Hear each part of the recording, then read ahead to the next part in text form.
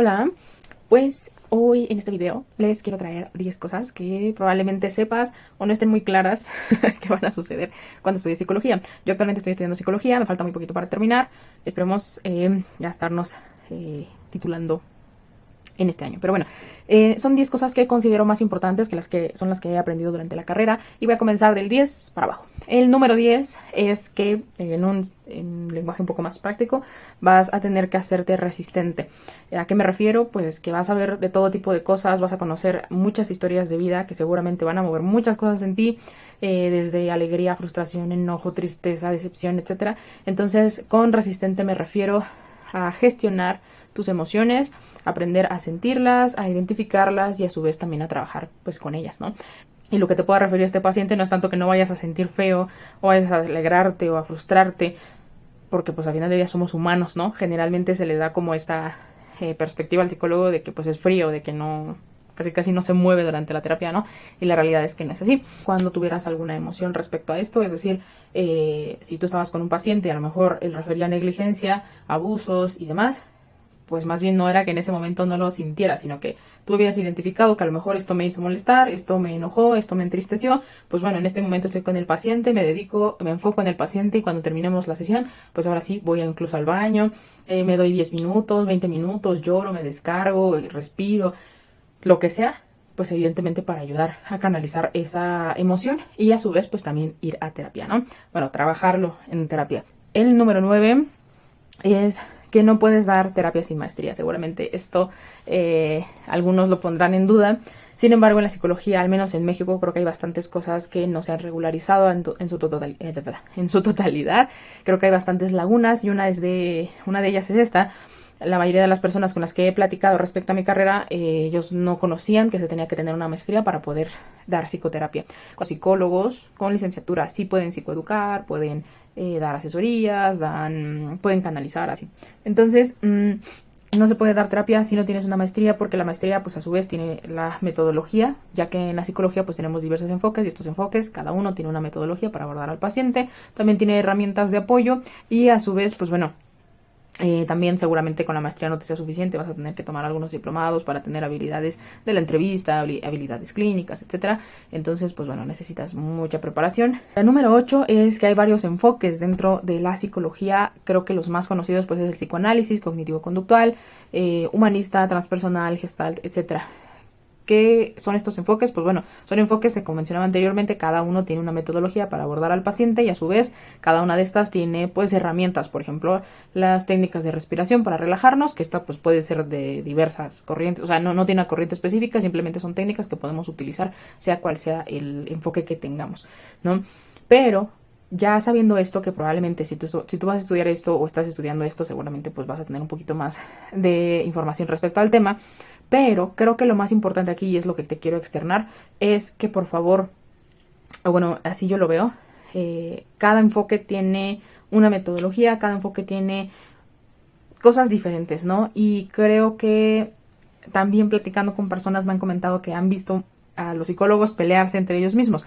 La realidad es que sí, o sea, los psicoterapeutas se pelean entre ellos mismos debido a los enfoques, porque consideramos o consideran algunos psicoterapeutas que ciertos enfoques son mejores que otros, ¿vale? Entonces, de ahí nace el conflicto, pero la realidad es que creo, y lo he visualizado así durante toda la carrera, es que al final del día, cuando nosotros estamos con el paciente, eso honestamente, pues no es que lo dejemos de lado porque utilizamos la metodología, pero la realidad es que aquí el que importa es el paciente. O sea, es muy complicado de pronto también decir, el paciente se fue porque no le gustó mi metodología o demás, pero la realidad es que el que importa es el paciente. Nosotros no emitimos juicio. Tenemos que entender que si bien es cierto que nosotros estamos dando un servicio, la parte ética y la parte que va a predominar es que el paciente esté bien con tu enfoque, sin tu enfoque, con el humanista, con constelaciones, con gestalt.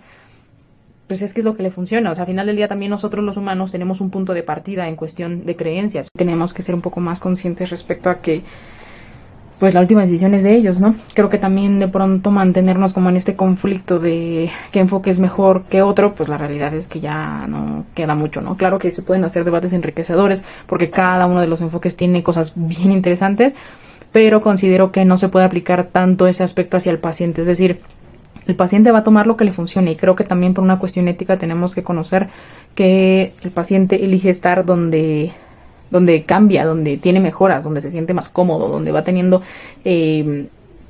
pues superaciones, ¿no? Entonces, en una cuestión ética, ese es el objetivo de todos los psicoterapeutas. Queremos que el paciente logre mejorar personalmente. Creo que es parte importante que también nosotros sepamos discernir respecto a esto.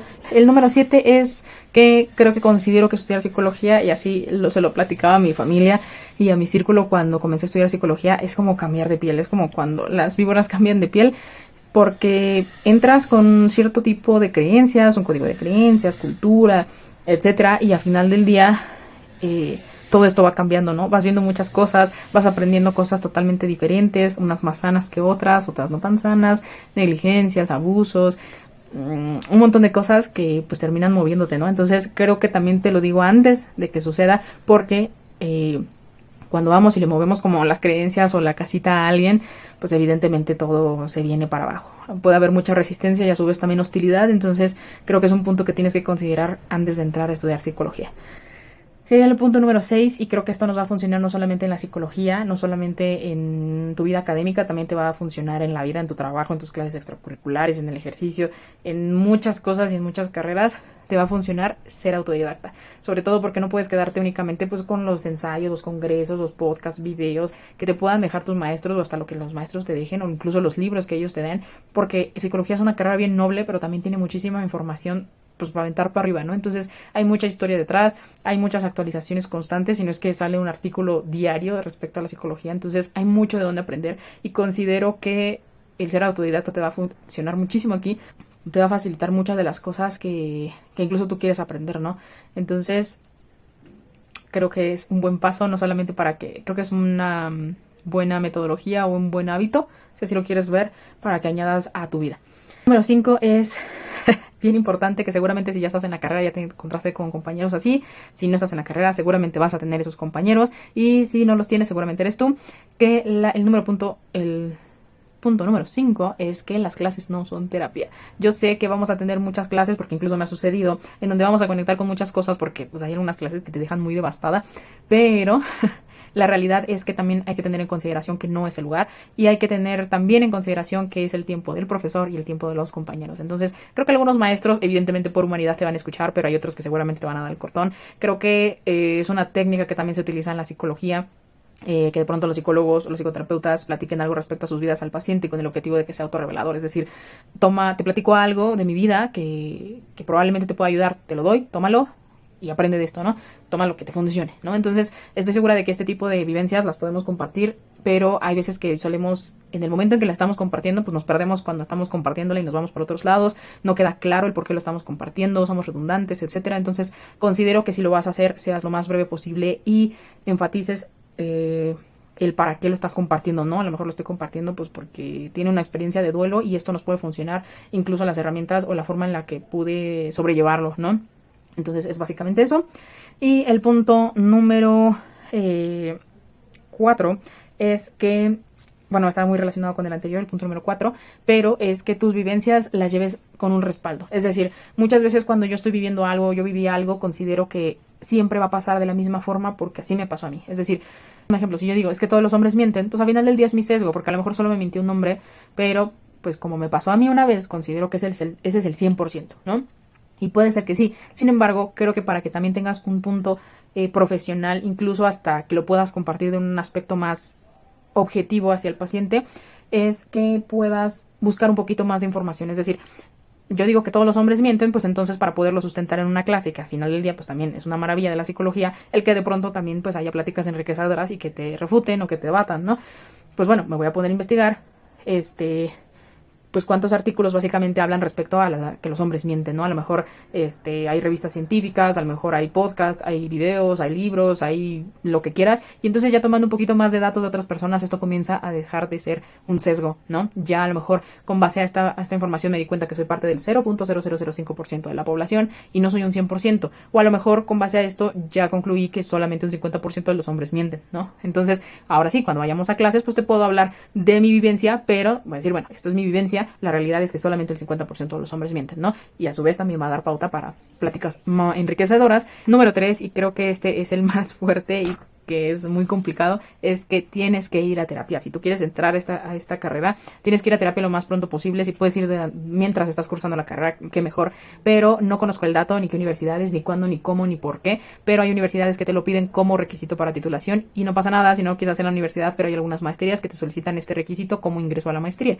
Entonces, no lo hagas, bueno, sí hazlo también evidentemente por un proyecto tal vez más de especializarte o de terminar la carrera, pero también hazlo para ti, de verdad que te va a ayudar muchísimo, te va a funcionar mucho y no solamente en un aspecto académico. La realidad es que si no te lo han dicho, te lo digo al día de hoy, cuando entras en esta carrera, y creo que se tendría que conocer que en todas las carreras, pero bueno, en psicología la terapia va a estar en tu bolsa todo el tiempo. No me refiero a que nunca te vayan a dar de alta, porque la realidad es que no es así, esos son ciclos un poco extraños, que nunca te dan de alta, pero seguramente a lo mejor te dan de alta y tú atiendes a un paciente el día de hoy o te sucede algo el día de hoy y quieres ir a terapia para hablarlo. Está perfecto, así funciona, ¿no? Pero es que estés en constante formación. Aunque tú hayas terminado la licenciatura, aunque hayas terminado la maestría, el doctorado y demás, tienes que estar en constante formación, es decir, tienes que estar yendo a terapia, porque hay muchas cosas de tu vida que te van a suceder y que probablemente te impacten, y a su vez también pacientes, historias de vida de pacientes que te van a impactar. Entonces, es básicamente como cuidarte a ti, es tu protección, es tu escudo, para que tengas una buena salud mental, para que todo este tipo de cosas que a lo mejor te suceden durante tu día a día, durante tu rutina, durante tu trabajo, familia, amigos, pareja, etcétera, no impacte tal vez emocionalmente o físicamente, y a su vez tampoco pues a otras esferas, ¿no? Entonces, el número 2 es que también va relacionado un poquito más a los anteriores, y es que modifiques tu lenguaje práctico. Esto te va a funcionar muchísimo y considero que al menos en psicología te va a funcionar más, sobre todo porque tal vez adoptar un poquito más de lenguaje técnico pues es un pan de cada día de la carrera. Sin embargo, incluso para platicar, para exponer, para hablar, para lo que quieras, te va a funcionar bastante, y que también tú puedas dar un concepto o hablar respecto a un tema, con un vocabulario, perdón, un poco más digerible, que se comprenda, que sea comprensible, que se entienda, ¿no? Y también te va a funcionar mucho para saber cómo preguntar, utilizar las palabras adecuadas para preguntar, y a su vez también, pues, para guiar, ¿no? Entonces, como vamos a estar involucrados con el paciente, tenemos que tener las palabras exactas. Eso te va a funcionar muchísimo y considero que es algo que tenemos que trabajar bastante. Y el punto número 1, que se llama la corona, que es la corona, porque lo he escuchado muchísimo, es que estudiar psicología no es ir a terapia. Hay muchas personas que han comentado que estudiaron o comenzaron a estudiar psicología porque querían entenderse, porque querían respuestas, porque esto, porque aquello. La realidad es que sí, te va a funcionar y te va a dar algunas herramientas, habilidades, etcétera, pero no suple el ir a terapia. ¿Por qué? Porque la terapia es un traje hecho a la medida. La terapia aborda temas específicos, o sea, personales, ¿no? Son básicamente tuyos. Y en la carrera lo vemos todo muy general y lo vemos enfocado hacia el paciente. Entonces, evidentemente no va a ser lo mismo que vayas a terapia que curses la carrera, aunque en las diferentes especializaciones y demás no es lo mismo que ir a terapia. Entonces, de verdad, si tú estás creyendo, bueno, más bien si tú estás considerando ingresar a la psicología para tener respuestas respecto a muchas cosas, seguramente las vas a obtener, pero no de la mejor, bueno, o sea, no de la forma en que te funcionarían, porque pues es una carrera, nuevamente no es el lugar. Entonces, pues bueno, estos fueron mis top 10 de cosas que tendrías que saber si quieres estudiar psicología. Es mi camino respecto a la psicología. Espero que te funcione, espero que no abandones tus metas, así sea psicología o cualquier otra carrera, ojalá no lo abandones. Cambia los caminos, las formas de llegar, pero no cambies la meta. Y pues bueno, espero que te sirvan estos puntos, y de igual forma pues si también hay algunos que ahí vayan cambiando, que consideres que no están tan padres, que a lo mejor se pueden enriquecer, espero tus comentarios y muchas